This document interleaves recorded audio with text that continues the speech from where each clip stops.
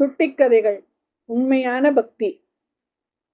நாரத முனிவர் கடவுள் பக்தியில் தனக்கு மேற்பட்டவர் யாரும் இல்லை என்று ஒரு சமயம் நினைத்துக் கொண்டார். கடவுள் அவருடைய எண்ணத்தை அறிந்தார். அவருடைய நினைப்பை சரியல்ல என்பதை அவருக்கு உணர்த்த எண்ணினார் இறைவன். ஒரு நாள் இறைவன் நாரதரை அழைத்தார்.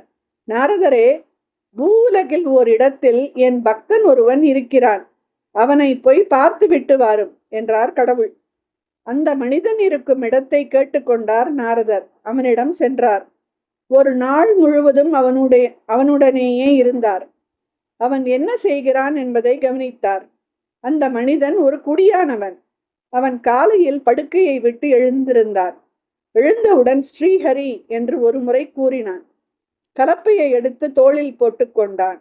தொழுவத்தில் சென்று மாடுகளை அவிழ்த்தான். அவற்றை ஓற்றிக்கொண்டு வயலுக்கு சென்றான். நாள் முழுவதும் வயலில் உழைத்தான். இருட்டிய பிறகு வீட்டிற்கு வந்தான். கை கால் முகம் கழுவி கொண்டான். மனைவி படைத்த சோற்றை உண்டான். சிறிது நேரம் பேசிக்கொண்டிருந்தான். பிறகு பாயை விரித்து படுத்துக் கொண்டான். படுக்கும்போது ஒரு முறை ஸ்ரீஹரி என்று சொன்னான். பிறகு நன்கு அயர்ந்து தூங்கிவிட்டான். அவன் செயல்களை எல்லாம் கூடவே இருந்து கவனித்த நாரதர் வைகுண்டத்திற்கு திரும்பினார்.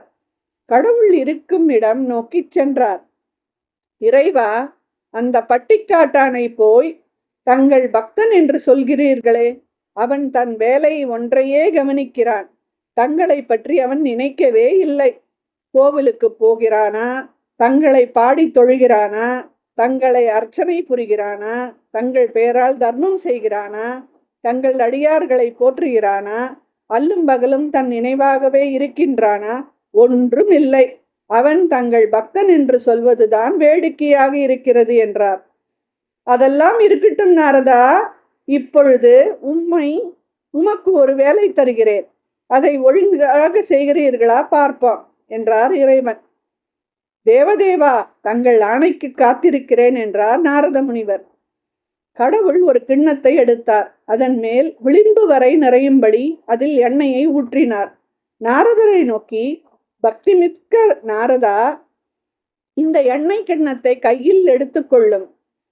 இதோ கீழே தெரிகிறதே பட்டணம், அதற்கு செல்லும். அந்த பட்டணத்தை ஒரு முறை சுற்றி வாரும். அப்படி சுற்றி வரும்போது இந்த எண்ணெயில் ஒரு துளி கூட கீழே சிந்தலாகாது. எச்சரிக்கையாக இருக்க வேண்டும். புறப்படலாம் என்றார் கடவுள். நாரதர் எண்ணெய் கிண்ணத்தை வாங்கி கொண்டார்.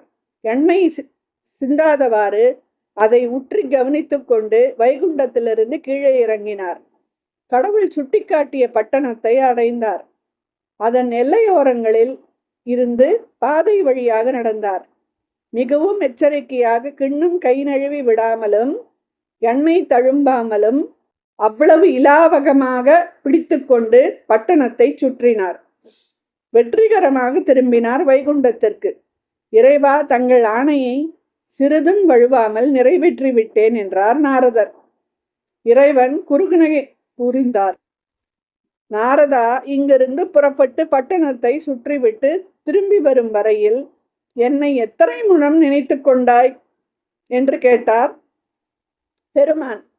கடவுளே, ஒரு தடவை கூட நான் தங்களை நினைக்கவில்லை என்றார் நாரதர். ஏன்? இது கடவுளின் கேள்வி. பெருமானே, எண்ணெய் சிந்திவிடக் கூடாதே என்று கவலையோடு அதே எண்ணத்தில் நான் சுற்றி வந்ததால் தங்களை என்னால் நினைக்க முடியவில்லை என்றார் நாரதர். பார்த்தீர்களா நாரதரே, ஒரு துளி எண்ணெய் சிந்திவிடக் கூடாது என்ற கவலையில் நீர் முற்றிலும் கடவுளை மறந்துவிட்டீர். ஆனால் தன் குடும்பத்திற்கு ஒரு குறையும் வந்துவிடக் கூடாதே என்ற கருத்துடன் உழைக்கும் அந்த குடியானவன் நாள்தோறும் மறவாமல் என்னை இருமுறை நினைத்து கொள்கிறான். நீர் சுமந்தது ஒரு கிண்ணம் எண்ணெயைத்தான்.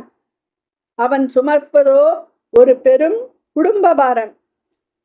அத்தனை தொல்லை நிறைந்த வாழ்க்கையிலும் அவன் என்னை மறவாதிருக்கிறானே, அவன்தான் உண்மையான பக்தன் என்று சொன்னார் இறைவன்.